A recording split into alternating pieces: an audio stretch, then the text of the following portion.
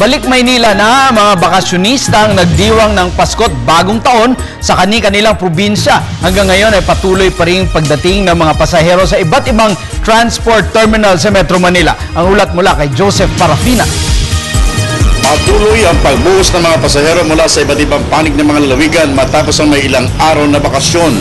Pagod man sa biyahe, makikita sa mukha ng mga ito ang ngiti dahil sa may ilang araw nilang pahinga. Ang magpinsang ito nagmamadali na ng aming makausap dahil may lakad pa raw sila. Basta importante na recharge daw sila sa may ilang araw na bakasyon habang kasama ang kanilang mahal sa buhay. Masaya, kasama yung family. Ito kayo nakaranas ng traffic, pumunta dito sa Manila.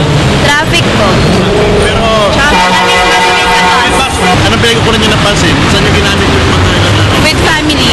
Mas malayo naman ang destinasyon ng pamilyang ito mula sa Pangasinan. Tutungo pa sila sa Calamba, Laguna kung saan sila nakatira.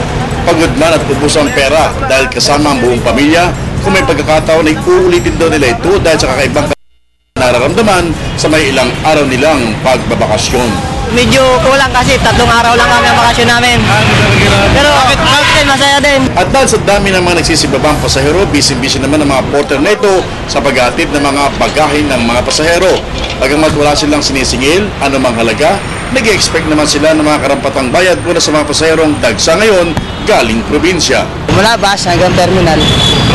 Ayun, bibigay sila kung magkano man bibigay nila. Pwedeng 20, pwedeng 50. Pwede 50, pwede 10. Depende sa tao kung anong kakayanin. Dahil sa patuloy na pagdagsa ng mga pasaherong ito, balik na naman ang siksikang sitwasyon dito sa Metro Manila.